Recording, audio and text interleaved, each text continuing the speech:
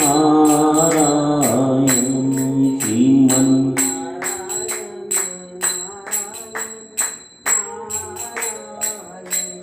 श्रीमन नारायण नारायण नारायण श्रीमन नारायण नारायण नारायण। बोलो सद्गुरुदेव महाराज की जय। श्रीमद् भागवत महापुराण की जय।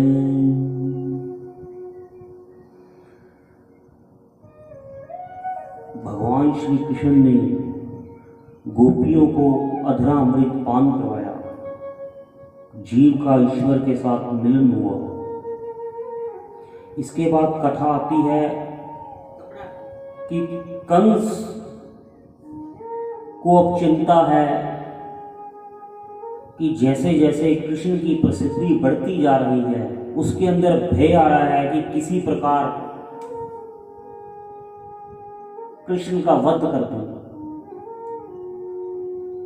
अक्रूर जी को तैयार किया कि गोकुल में जाओ, नंद जी को मथुरा में होने वाले धनुष यज्ञ का निमंत्रण देकर आओ और साथ में उनके दोनों पुत्र कृष्ण और बलराम को साथ में ले आओ। यहां पर वो आएंगे, मेरी नगरी में होंगे और मैं षड्यंत्र द्वारा उनका वध कर दूंगा। अब अपनी मृत्यु को पापी स्वयं पुकारता है।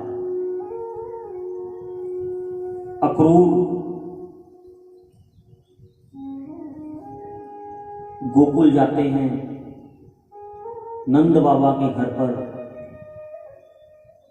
कंस का संदेश देते हैं कि महाराज ने आपको निमंत्रण भेजा है कि मथुरा में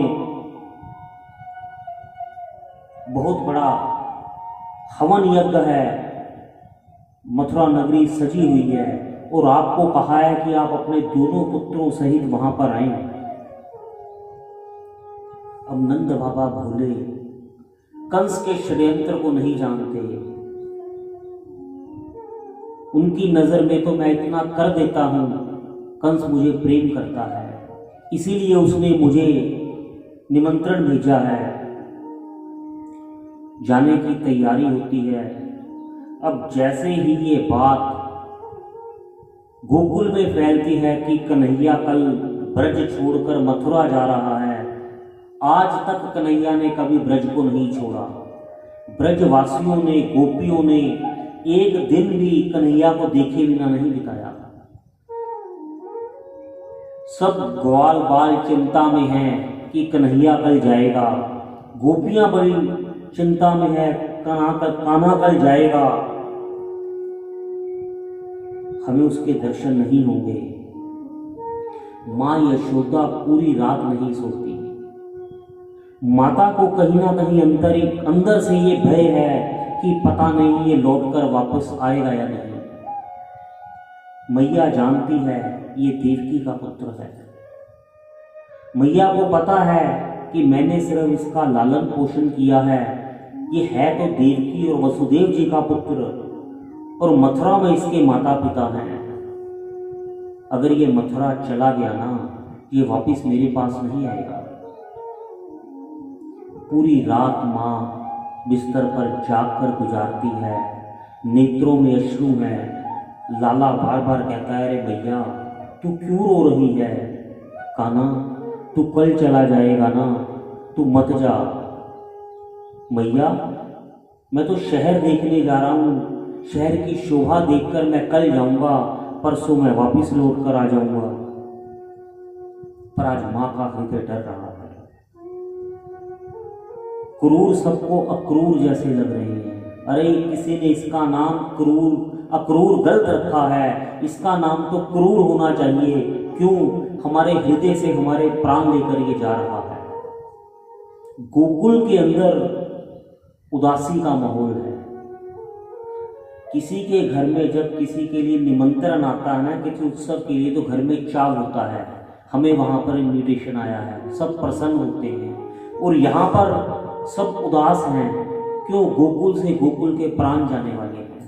ब्रजवासी अपने कान्हा के बिना एक पल भी जीना नहीं चाहते। लाला ने कहा, बाबा मेरे मित्रों ने भी कभी शहर नहीं देखा है, यदि आप कहो तो मैं अपने मित्रों को संग में ले आऊं, वो भी शहर घूम लेंगे। नंद बाबा ने आज्ञा दे दी। अब सभी मित्र ग्वाल बाल दाऊ जी सहित सुबह मथुरा जाने के लिए तैयार हैं। अक्रूर जी के रथ के अंदर दोनों भाई सवार होते हैं। रथ मथुरा की ओर जा रहा है, पीछे पीछे मैया भाग रही है। माँ यशोदा को रथ के पीछे भागता देखकर कान्हा ने रथ रुकवाया। मैया तुम क्यों रथ के पीछे दौड़ी आ रही हो? लाला तू मेरी एक बात सुन ले जो मैंने तुझे कभी बताई नहीं। तू मेरा पुत्र नहीं है, तू देवकी वसुदेव का पुत्र है। मैंने केवल तेरे को पाला है, तू उन्हीं का पुत्र है। नहीं मां, ये दुनिया चाहे कुछ भी कहे, परंतु मैं तो तुम्हारा ही पुत्र हूं, अपनी मैया का ही पुत्र हूं। लाला एक बात, तू सब कुछ ब्रज का याद रखना। तूने यहाँ पर खेला कूदा माखन खाया, पर मेरी तुझसे विनती है तू एक बात भूल जाना। क्या मैया? कि मैंने तुझे कभी उखल के साथ बांधा था। तू इस बात को याद मत करना कि मैंने तुझे कभी उखल के साथ बांधा था। तू इसीलिए मुझसे नाराज होके जा रहा है ना, क्योंकि मैंने तुझे उखल के साथ बांधा था। कन्हैया माँ यशोदा से वादा करते हैं, मां मैं वापिस आऊंगा, मैं वापिस आऊंगा। भगवान ने ये नहीं कहा मैं कब वापिस आऊंगा। तू मेरे वचनों पे यकीन रख, मैं वापिस आऊंगा। माँ का हृदय जानता है कि पता नहीं अब कान्हा से कब मिलना होगा। कन्हैया मथुरा पहुंचे। मथुरा में जाकर कन्हैया ने अपने मित्रों को सजी हुई नगरी दिखाई। एक धोबी, कंस का धोबी वस्त्र लेके जा रहा है, राजाओं के वस्त्र। कन्हैया ने रोक लिया, अरे हमें भी ये वस्त्र दे जा। धोबी ने कहा, अरे तुमने कभी वस्त्र पहने आज तक? ये राजाओं के वस्त्र है, तुम्हारे बाप दादाओं ने भी कभी ऐसे वस्त्र देखे हैं? चल भाग यहां से। अब राम अवतार वाला बदला भी लेना था धोबी से, जो मां सीता के लिए अपशब्द धोबी ने कहे थे। कन्हैया ने एक मुंह के ऊपर मुक्का मारा और धोबी का राम नाम सत्य कर दिया। अपने मित्रों को वस्त्र दिए। अब गोकुल वासियों ने कभी सिले हुए वस्त्र नहीं पहने, ना कान्हा ने कभी अभी तक सिले हुए वस्त्र पहने। उन्हें डालने ना आए, कन्हैया ने जिस तरह पहनाए उसी तरह सभी मित्रों ने वस्त्र पहन लिए। और फिटिंग ऐसी जिसको स्वयं भगवान वस्त्र पहना रहे हों, उसकी तो शोभा ही निराली है। कुब्जा मेरी चंदन का तिलक लेकर जा रही है। कन्हैया को देखा, 3 प्रकार के अंग टेढ़े हैं कुब्जा के, और चंदन का तिलक लेकर जा रही है। जैसे ही मार्ग में कन्हैया को देखा, देखते ही कहा, इतना सुंदर लाला, काश मैं ये तिलक इसको कर दूं। ऐसा सोचती ही है और कान्हा को कहती है, ले लाला मैं तेरे को ये चंदन लगा दूं। लाला को चंदन लगाया। अब जो कन्हैया से प्रेम करे, ईश्वर को तिलक लगाए प्रेम सहित, तो ईश्वर उसके कुरूपता को तो समाप्त कर ही देते हैं। तीनों तरह के उसके अंगों का टेढ़ापन भगवान ने खत्म करके उसे सुंदरी बना दिया। ऐसी कृपा कुब्जा पर की। बात नगर में फैल गई। सभी नगरवासी कान्हा के दर्शन करने के लिए नगर में आगे पीछे भाग रहे हैं। जिस जीव की जैसी भावना है, भगवान के दर्शन उसको उसी रूप में होते हैं। जो प्रेम भाव से कन्हैया को देखता है, उनको कन्हैया कामदेव के समान दिख रहे हैं। जो वैर भाव से कन्हैया को देखता है उनको साक्षात अपना काल नजर आता है। जो सखा भाव से देखता है उन्हें बिल्कुल सरल सीधे स्वभाव वाला गोकुलवासी नजर आता है। जाकी रही भावना जैसी, हरि मूरत देखी तिन तैसी, उसी रूप में भगवान उसको दर्शन देते हैं।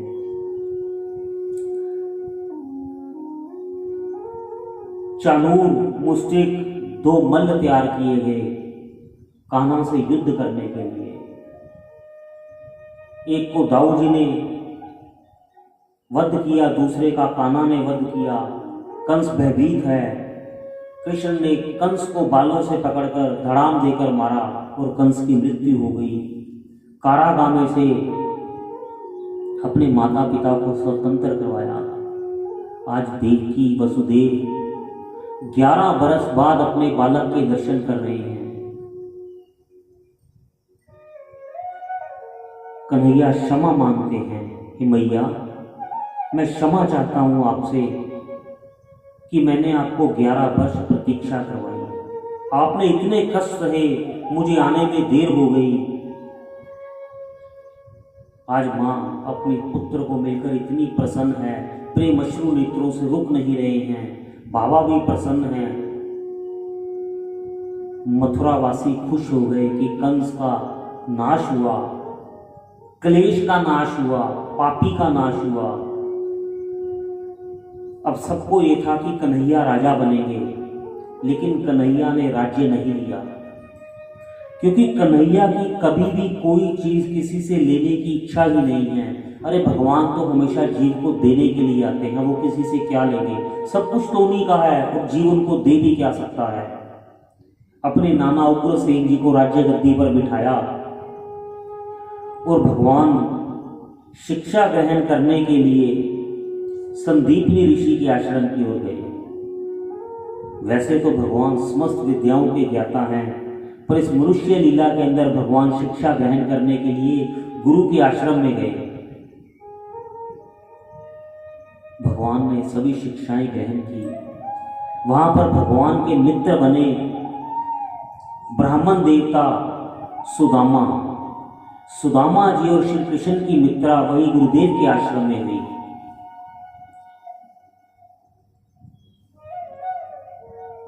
शिक्षा पूर्ण हुई। कन्हैया ने गुरुदेव से कहा, प्रभु गुरु दक्षिणा में आपको क्या दूं? अब गुरु दक्षिणा में संदीपनी मुनि जी ने कहा कि जो ज्ञान मैंने तेरे को दिया है उस ज्ञान को संसार में बांटना। ज्ञान केवल अपने तक सीमित रखने की वस्तु नहीं है, ज्ञान वही है कि जो आगे सबको बांटा जाए। यही मेरी गुरु दक्षिणा है। और भगवान ने वही ज्ञान अर्जुन को युद्ध भूमि में दिया। शिक्षा मिलती है हमें कि ज्ञान पैसे के लेन देन के लिए ज्ञान नहीं दिया जाता। ज्ञान वो होता है जिस भाव से दिया जाता है कि आगे ज्ञान बढ़ता जाए, ना कि इसको विक्रय, इसका लेन देन किया जाए। ज्ञान को कभी बेचना नहीं चाहिए। भगवान ने इस कथा में समझाया है। आज इतना ज़्यादा पढ़ने के बाद भी, किताबों वाला ज्ञान लेने के बाद भी जीव के अंदर धैर्य क्यों नहीं है या धर्म क्यों नहीं है? क्योंकि ज्ञान पैसे देकर खरीदा हुआ है। देने वाले भी पैसे के भावना से ज्ञान दे रहे हैं, लेने वाला भी उस भाव से लेता है कि मैंने मोल देकर लिया है। इसीलिए ज्ञान तो है, लेकिन ज्ञान अपने जीवन में उतरता नहीं है। केवल भाषा में ज्ञान है, अंतरात्मा का ज्ञान नहीं है। गुरु मां से पूछा, मैया आपने मेरी मां समान मेरी सेवा की है, मुझे प्यार दिया है, आप बताइए आपको गुरु दक्षिणा में क्या दूं? गुरु मां ने कहा, प्रभास क्षेत्र के अंदर मेरा पुत्र समुद्र में डूब गया था। यदि तू कुछ देना ही चाहता है, मुझे वो मेरा पुत्र लौटा दे। कन्हैया समुद्र के अंदर गए। वहां पर उन्हें शंख मिला, पंचजन्य शंख भगवान कृष्ण को वहां से मिला और गुरु का पुत्र मिला। गुरु के पुत्र को गुरु मां को लौटा के दिया और उसके बाद कन्हैया दोबारा मथुरा गए। अब भगवान शिक्षा ग्रहण करके मथुरा दोबारा वापिस आए। मथुरावासी बड़े प्रसन्न हुए। अब भगवान कृष्ण का मथुरा के अंदर राज्य स्थापित हुआ। भगवान कंस की वध करने के बाद भगवान की शत्रुता कंस के ससुर के साथ हो गई, जरासंध के साथ। जरासंध और दंतवक्र वहां पर बार बार युद्ध करने के लिए आते थे, क्योंकि इसने कंस का वध किया है। भगवान मथुरा का शासन बड़े प्रेम से चला रहे हैं। मथुरा में वैभव है, दास दासियां कृष्ण की सेवा करती हैं, मणिक मोती हैं, लेकिन भगवान प्रसन्न नहीं है। भगवान जब भी छत पर जाते हैं, गोकुल की ओर दृष्टि कर भगवान के नेत्रों से अश्रु बहते हैं, लेकिन भगवान अपने इस भाव को किसी को दर्शाते नहीं। भगवान के नित्य अंग सेवक हैं उद्धव जी। उद्धव जी भगवान के अंग सेवक हैं। वो जानते हैं कि प्रभु की सेवक सेविकाओं में कोई कमी नहीं है। 56 भोग भगवान को लगते हैं, राज्य में कोई क्लेश नहीं है, पर फिर भी कन्हैया प्रसन्न क्यों नहीं है? जो सच्चा सेवक होता है वो अपने सेवे से पूछते हुए भी डरता है, कहीं अगर वो मुझसे छुपाना चाह रहे हैं तो उसका कोई कारण होगा। जब रोज प्रभु की ये अवस्था उद्धव जी देखते हैं, उनसे रहा नहीं गया। आज उद्धव जी कन्हैया की चरण सेवा कर रहे हैं। हे प्रभु, आज मेरे मन में एक प्रश्न है, यदि आपकी आज्ञा हो तो मैं पूछ लूं? पूछो। प्रभु, मथुरा में आपको किसी चीज का कष्ट नहीं है, हर सुख सुविधा आपके पास है, परंतु आपके चेहरे पे वो आनंद, वो खुशी नहीं है। मैं अक्सर देखता हूं कि आप एकांत अवस्था में छत की मुडेर पे खड़े होकर आपके नेत्रों से अश्रु बहते हैं। क्या मैं इसका कारण जान सकता हूं? कोई ऐसा उपाय बताइए जिससे मैं आपको प्रसन्न कर पाऊं, आपकी उदासी को दूर कर पाऊं। कन्हैया बड़े प्रसन्न हुए। हे उद्धव, केवल तुम ही हो जिसने मेरे दुख के बारे में मेरे से जाना। जब कोई अंदर से उदास हो और उससे उसका कोई मित्र आके पूछ ले, भाई तू क्यों दुखी है, क्या कारण है, बड़ा अच्छा लगता है सुनने में। जी करता है आज किसी ने मेरे को पूछा तो सही। आज कन्हैया वैसे ही प्रसन्न है। उद्धव, केवल तुम ही हो पूरी मथुरा में जिसने मेरे बारे में जाना कि मैं दुखी हूं। मेरे पास इतने वैभव हैं, पर फिर भी मैं प्रसन्न नहीं हूं, मैं उदास हूं। उद्धव, मुझे मेरी माँ यशोदा की याद आती है। 56 भोग है यहाँ पर मुझे कोई खिलाने वाला नहीं। अरे तुम्हें पता है, जब मैं गोकुल में था ना, 10,000 बार मेरी मैया मेरी गुहार करती थी, तब मैं एक निवाला मैया के हाथ से पाता था, तब मैं जाकर खाता था, और मैं जब खाता था उसके बाद मेरी मैया ग्रहण करती थी। उद्धव, सामग्री तो बहुत है, पर मेरे कोई गुहार करने वाला नहीं है, मुझे कोई प्रेम से खिलाने वाला नहीं है। मुझे मेरी मैया का वो भोजन याद आता है। उद्धव, बहुत सी सेज हैं, सुंदर बिस्तर है, सेवक सेविकाएं हैं, परंतु नंद बाबा जब मुझे अपने पास सुलाते थे और मेरे सर पर हाथ फेरते थे, तब जाकर मुझे रात्रि को नींद आती थी। उद्धव, आज भी उनके हाथ के स्पर्श को मैं याद करता हूँ। उद्धव, जब से मैं मथुरा आया हूँ, मैंने एक पल भी सोकर नहीं देखा। तुम जानते हो मैं बरसों से सोया नहीं हूँ, और मैं बरसों से भूखा हूँ। अन्न ग्रहण किया है, लेकिन मेरा उदर नहीं भरा। उद्धव, गंगी गायें, मेरे आंगन में गाय है गंगी, मुझसे इतना प्रेम करती है, रोज मेरे उठने से पहले मेरे पलने के पास खड़ी होती थी। अरे मुझे देखे बिना वो दूध नहीं ग्रहण करती थी और ना दूध देती थी। आज वो गंगी मेरे जीवन में नहीं है, मुझे मेरी गंगी की याद आती है। मेरे मित्र ग्वाल बाल, मैं जब छोटा था ना उदो, तो मुझसे वो खेल खेल में जानबूझकर हार जाते थे ताकि मुझे प्रसन्नता मिले। अरे आज मैंने सब कुछ जीत लिया, लेकिन वो उस जीत में खुशी थी ना जो ग्वाल बाल मेरे हारने के बाद भी मेरे को दे देते थे, वो खुशी मेरे को आज उस जीत में नहीं मिलती। मैं अपने मित्रों को याद करता हूँ, मैं मेरी गैया को याद करता हूँ, मैं ब्रज के पशु पक्षियों को याद करता हूँ, मैं मेरी प्रिय गोपियों को याद करता हूँ। उधो, जो प्रेम मेरे को ब्रज की गोपियों ने दिया, ऐसा प्रेम मैंने जीवन में कभी नहीं देखा। प्रशंसा करने वाले तो मथुरा में बहुत हैं उधो, लेकिन प्रेम करने वाला एक भी नहीं। गोपियों के बिना मेरा जीवन कुछ भी नहीं है। मैं अपनी गोपियों को रोज याद करता हूँ और मैं जानता हूँ जब से मैं आया हूँ उनकी आंखों के अश्रु नहीं खत्म हुए होंगे। अरे वो रोज यमुना में जाकर मेरे को याद करती होंगी, रोज मेरी प्रतीक्षा करती होंगी। मैं कहकर आया था ना मैं वापिस आऊंगा उधो, पर मैं अब तक वापस नहीं गया। मैं उन गोपियों को याद करता हूँ, यमुना महारानी को याद करता हूँ और उस ब्रज की रज को याद करता हूँ। मैंने ब्रज में कभी चरण पादुकाएं ग्रहण नहीं की, क्योंकि वो रज उड़कर मस्तक लगती थी। मुझे ऐसे लगता था मेरी मैया आकर मेरे गले से लिपट गई। मैं ब्रज की रज को याद करता हूँ। ऐसा कहते कहते कब भगवान के नेत्र प्रेम अश्रुओं से भर गए, उधो भगवान के मुख की तरफ देख रहे हैं।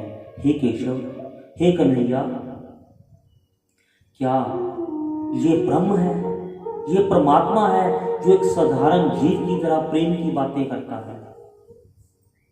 उधो बृहस्पति के शिष्य हैं, महाज्ञानी। भगवान को ऐसी चर्चा करते हुए और ऐसे प्रेम भाव में देखकर उधो बड़े हैरान है। हे प्रभु, मुझे आप आज्ञा कीजिए, मैं आपके लिए क्या कर सकता हूं? उधो, मेरी प्रतीक्षा में मेरी मैया के नेत्रों की रोशनी चली गई होगी रो रो कर, और मेरे बाबा का सब्र टूटने वाला होगा, कहीं वो इस देह का ही त्याग ना कर दे। मेरी गोपियां, मेरे ग्वाल बाल, मेरी यमुना महारानी, सबको जाकर मेरा एक संदेश दे आओ कि धैर्य रखना, मैं जल्द ही आऊंगा। और उनसे कहना कि मैं उनको बहुत याद करता हूँ। एक भी पल ऐसा नहीं है जब मैंने ब्रज को भूल गया हूँ। हे उधो, ब्रज मोसे बिसरत नाही, ब्रज मोसे बिसरत नाही। मैं ब्रज को नहीं भूल सकता, मैं यहाँ रहकर ही ब्रज में ही हूँ। उनसे कहना, उधो, आज भगवान की बातों को सुनकर बड़े संशय में हैं कि प्रभु कैसे मनुष्य लीला जैसी बातें कर रहे हैं। अरे जिसने ज्ञान को पढ़ा है, जो ज्ञान के जन्मदाता है, ये कैसी बातें करते हैं? उधो को अपने ज्ञान का बड़ा अभिमान था। मैं बृहस्पति का शिष्य हूँ, सभी मैंने वेद शास्त्र पढ़े हैं। हे केशव, यदि मैं गोपियों को कुछ संदेश देकर आऊंगा तो वो अनपढ़ गोपियां मेरी भाषा को समझ पाएंगी। अब भगवान को लगा ये उद्धव ने मेरी गोपियों को अनपढ़ कह दिया, लेकिन ईश्वर जिससे प्रेम करते हैं उसकी बुद्धि को ठीक करके भी उसी का ही कल्याण करते हैं। उद्धव, तुम तो ज्ञानी हो, मेरी गोपियां तुम्हें अनपढ़ लगती हैं, तो जाओ ऐसा करो, ब्रज में जाओ, उन अनपढ़ गोपियों को निराकार का उपदेश देकर आना कि तुमने साकार के तो दर्शन कर लिए, अब उस निराकार की उपासना करो, ताकि उनका ध्यान मेरे से हट जाए। उनको ऐसा ज्ञान देके जाओ ताकि उनको भी समझ आ जाए और वो मुझे याद ना करें। भूल जाए मेरे को, उस निराकार को ही याद करें, उनका कल्याण होगा। तो मुझ पर ये कृपा कर दो, यही सेवा है तुम्हारी। उद्धव जी, ठीक है प्रभु, मैं अभी गया और 4 दिन में लौट आया। मैं सबको अपने मन में सोचते हैं कि मेरे को भगवान ने काम दिया है, मुझे लायक समझा तो भगवान मुझे भेज रहे हैं ना। और भी कितने ज्ञानी हैं, भगवान ने मुझको चुना क्योंकि मैं ज्ञानी हूं।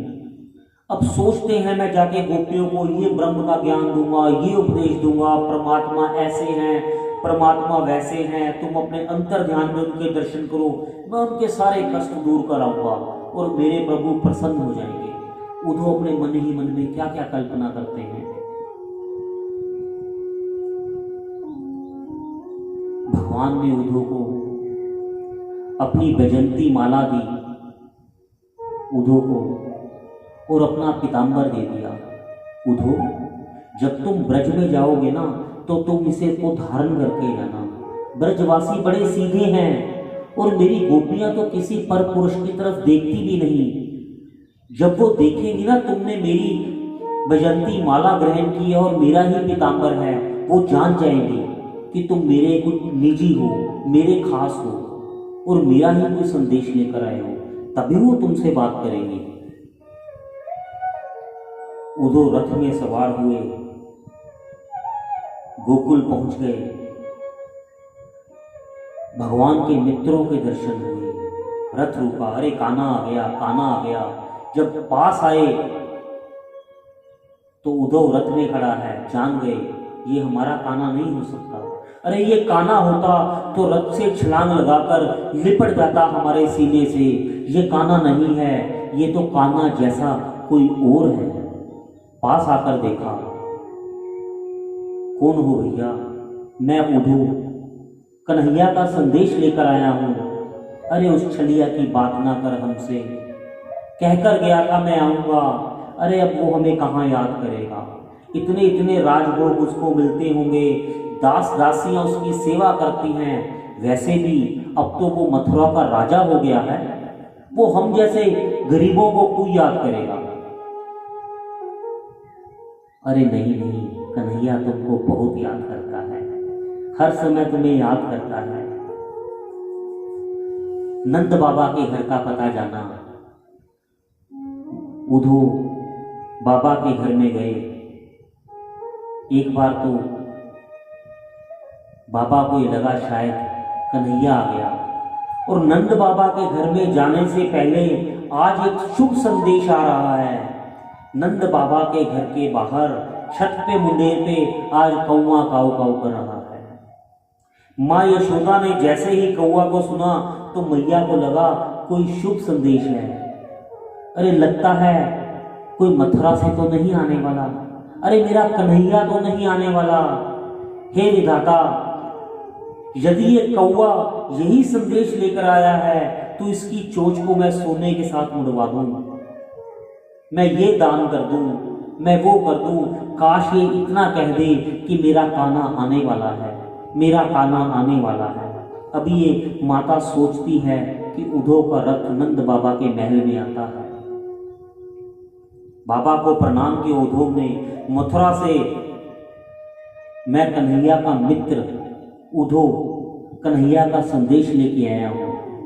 हे बाबा, कन्हैया कुशल है, आपको यही कहने के लिए भेजा है कि वो आ नहीं सका क्योंकि राज्य में काम में व्यस्त है, पर आपको रोज याद करता है, जल्द ही आएगा।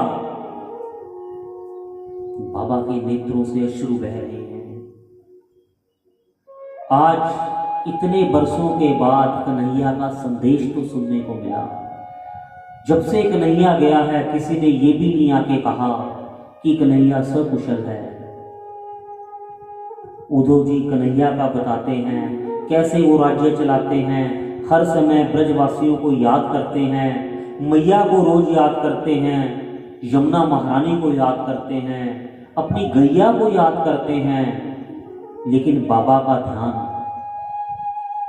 केवल एक ही बात में है, उधो, मुझे ये बता दो कि मेरे कन्हैया को नींद तो आती है ना? उद्धव जी बोलते जा रहे हैं और बाबा केवल अपने मन में यही सोच रहे हैं कि मेरे लल्ला को नींद तो आती है ना, कि जब तक वो मेरी गोदी में नहीं आता था लाला को नींद नहीं आती थी।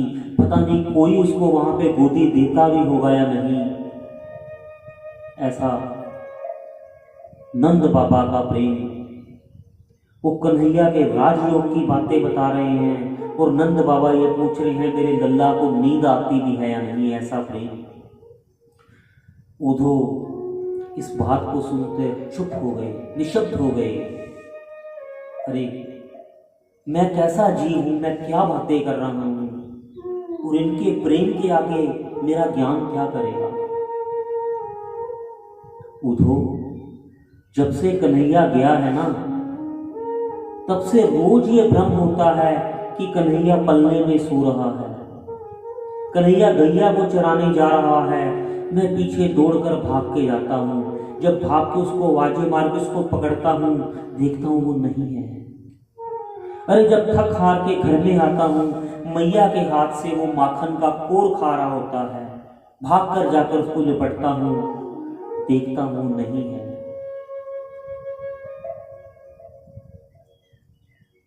हर समय हर क्षण ये लगता है कन्हैया को लेकर मैं अपने कंधों पर बिठाकर ब्रज घूमने जाता था।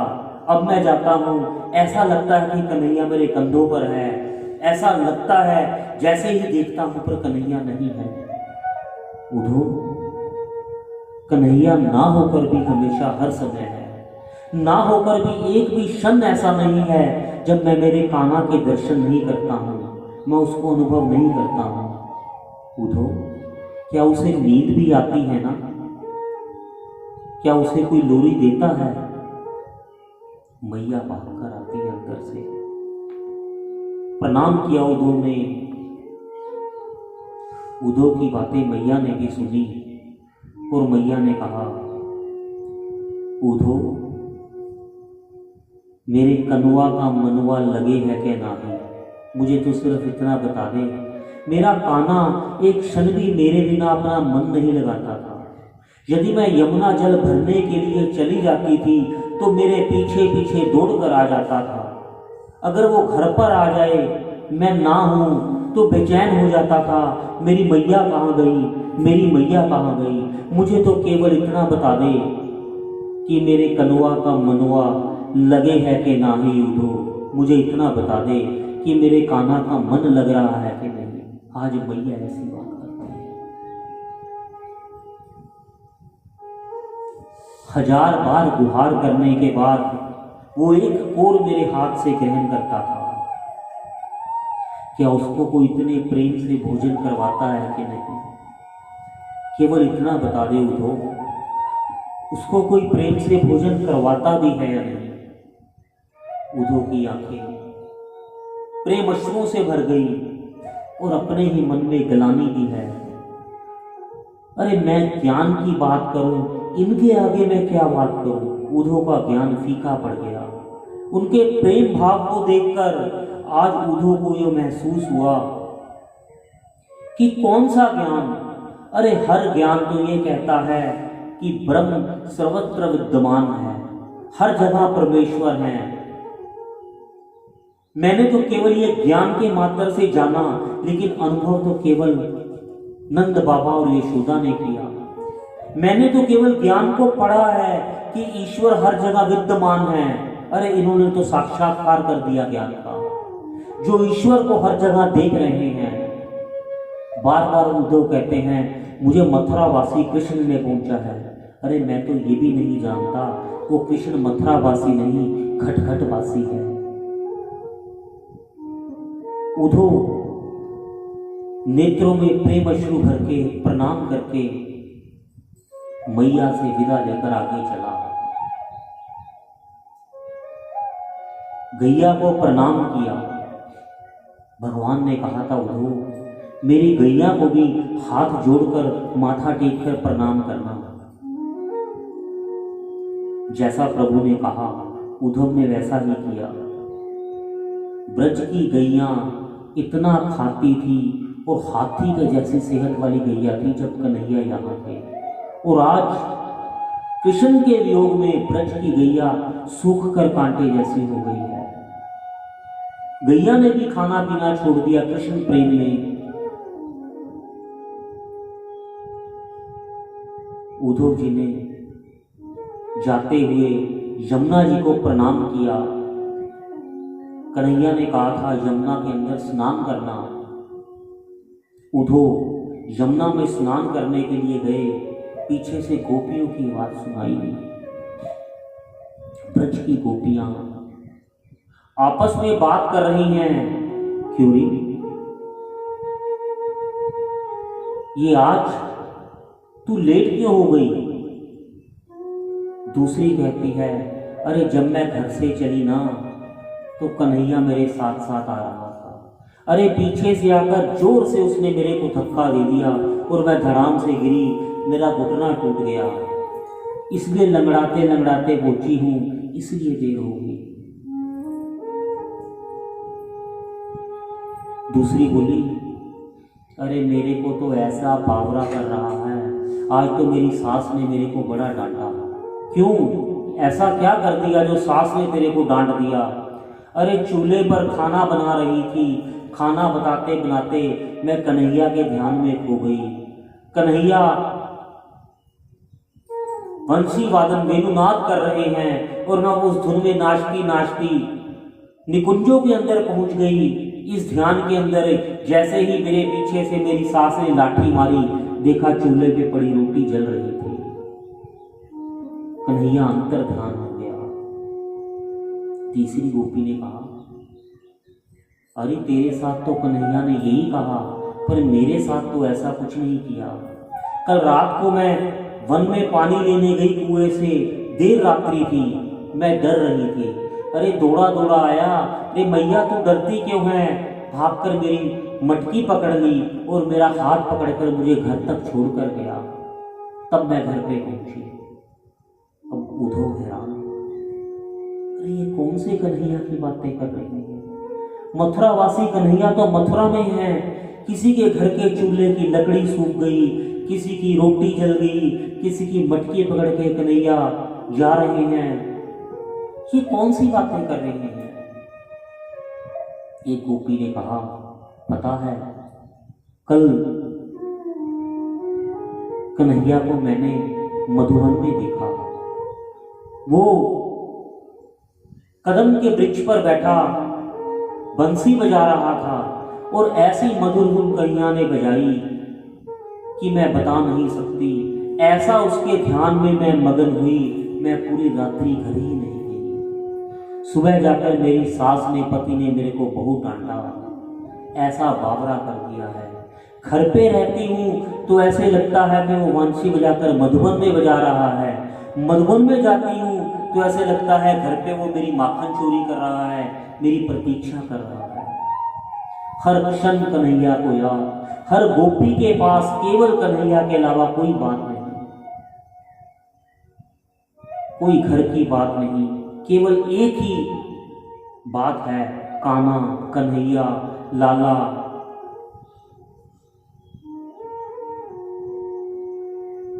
उद्धव जी ने गोपियों को प्रणाम किया। गोपियां बात बात में कहती हैं, पता नहीं अब वो हमें याद भी करता होगा कि नहीं। तब उद्धव से रहा नहीं गया। हे गोपियों, ऐसा कोई क्षण नहीं जब कृष्ण आपको याद ना करते हैं। मुझे आपको ही संदेश देने के लिए भेजा है, अब भी संदेश देने भेजा है, खुद नहीं आया वो निष्ठुर।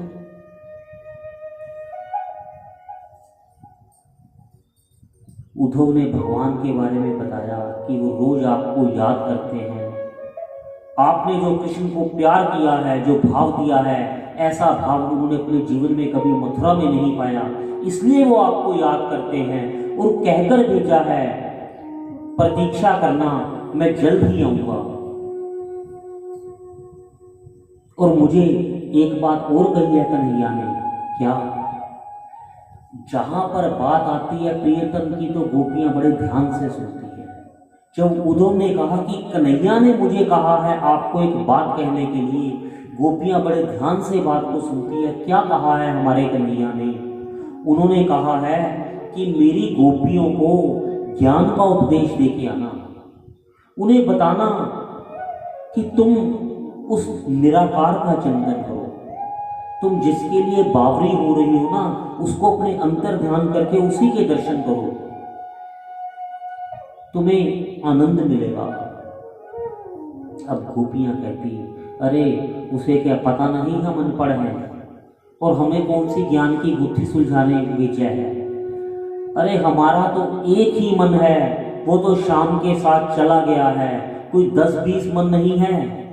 यदि कोई वो मन कन्हैया लौटा दे तो तेरी ज्ञान की पोथी को हम सुलझा लें, वरना हमारा तो तन मन धन ज्ञान सब कुछ कन्हैया ही है। और तुम किसकी बात करते हो कि नेत्र बंद करके उसके दर्शन करें? अरे हमें तो जीते जी भी वो दिखता है, आंख खुली में भी वो दिखता है, आंख बंद में वो दिखता है। हमें निराकार साकार का नहीं पता, कन्हैया के अलावा कोई भगवान है तो हमें बता दे। अब जैसे ही गोपियों के मुख से ये बात सुनी, उद्धव जी के पास इस बात का कोई जवाब नहीं है। कन्हैया के अलावा तेरे पास कोई और भगवान है तो बता दे। अब उद्धव को लगा भगवान ने ये मेरे को कहाँ भेज दिया। फिर गोपी ने एक बात कही, उद्धव वो छलिया है, तेरे को यहाँ उसने ज्ञान देने नहीं भेजा, तेरे को छल दिया। तू सबसे ज्यादा उनके पास रहता है, क्या फिर भी तू उसको जानता नहीं है? तूने जान नहीं पाया, वो छलिया है, तेरे को छल लिया उसने, तेरे को ज्ञान देने नहीं ज्ञान लेने भेजा है। अब उद्धव जी को पता चल गया कि मैं केवल पूरा पुस्तक से लिया हुआ ज्ञानी था, मैंने ज्ञान को कभी अनुभव नहीं किया। बिना प्रेम के और बिना भक्ति के ज्ञान शून्य है। जब तक ज्ञान आप अपने जीवन में ना लाओ, उस ज्ञान का कोई महत्व नहीं है। ज्ञान वही जो जीवन अपने जीवन में उतार दे। प्रेम और ज्ञान जब दोनों होंगे, भक्ति और ज्ञान जब दोनों होंगे, तभी जीव और ईश्वर एक हो सकते हैं। गोपियों के अंदर भक्ति है और गोपियों के अंदर प्रेम है भगवान के लिए, जिसके अंदर दोनों है, ज्ञान संबंध में आप आ जाता है। उद्धव गोपियों से विनय करते हैं, क्या मुझे भी उस आनंद का आप दर्शन करवाएंगी जो आनंद आपके हृदय कमल में रोज आप महसूस करती हैं? अरे मैं हमेशा कृष्ण के पास रहता हूं, पर मैंने आज तक वो आनंद अनुभव नहीं किया। मुझे उस आनंद का अनुभव करना है, मुझ पर ऐसी कृपा करें।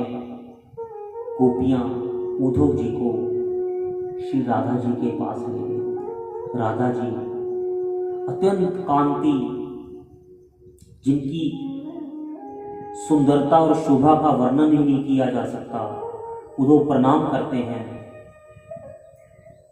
उद्धव जी का भाव देखकर श्री राधा जी तो सब जानती हैं कि कान्हा ने उन्हें प्रेम भक्ति का ज्ञान देने के लिए उद्धव को यहां भेजा है। आज राधा जी ने वंशी पकड़ी जो कन्हैया राधा को देकर गए थे, और जैसे ही श्री राधा जी ने वंशी को अपने अधरों के साथ लगाया, ऐसी मधुर ध्वनि बजनी शुरू हुई। हर तरफ गोपियां और कृष्ण प्रकट हो गए। हर गोपी के साथ भगवान नृत्य कर रहे हैं, रास कर रहे हैं, और बीच में श्री राधा जी और कृष्ण जी जुगल जोड़ी सरकार के उद्धव जी को दर्शन हुए। बोलिए जुगल जोड़ी सरकार की जय। आज उद्धव साक्षात जुगल जोड़ी सरकार के दर्शन करते हैं, नाचते हैं, प्रेम में होकर बावले हो जाते हैं। ऐसा आनंद उद्धव जी ने जीवन में कभी देखा ही नहीं। श्री राधे श्री राधे श्री राधे करते करते नृत्य कर रहे हैं, और जो 4 दिन में वापस जाने की बात कर रहे थे, 6 महीने तक उद्धव ब्रज में रहे। उनका अब मन नहीं है वापस जाने का। अरे मैं मूर्ख, मैं ये क्यों नहीं जान पाया। भक्त वो है जो भगवान को याद करता है।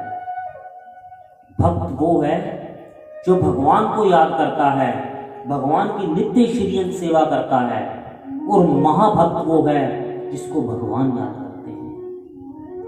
इन गोपियों को, ब्रज को भगवान याद करते हैं, ये महाभक्त हैं। और उन महाभक्त की संगत के अंदर उद्धव जी को आकर ऐसा लगा कि इससे ऊपर का रंग तो मैंने जीवन में जाना ही नहीं। मेरे कन्हैया ने मेरे पर बड़ी कृपा की कि मुझे उन्होंने ब्रज में भेजा। ऐसा ब्रज का रस उद्धव जी ने ब्रज में आकर पाया। ब्रज की कोई उपमा नहीं है। इसलिए कहा गया है कि भागवत के अंदर ब्रज से उत्तम वृंदावन, गोकुल, गोवर्धन गिरिराज, बरसाना, इससे पवित्र और इससे पावन को स्थल नहीं है, क्योंकि ये भगवान का हृदय है। ब्रज की रज पवित्र है, ब्रज की तरुण लताएं पवित्र हैं। यमुना जी का जल, ब्रजवासी, ब्रज का कण कण हर जगह श्री राधा कृष्ण जी वास करते हैं। तो इसलिए हमेशा ब्रज को प्रणाम करें, ब्रज से प्रेम करें, ब्रज को अपने हृदय के साथ लगा रखें। जय जय राधा रमन हरि बोल, जय जय राधा रमन हरि बोल, जय जय राधा रमन हरि बोल, जय जय राधा रमन हरि बोल। बोल वृंदावन बिहारी लाल की जय, बोलिए वृंदावन धाम की जय, श्री राधा रानी की जय। जय जय श्री राधे।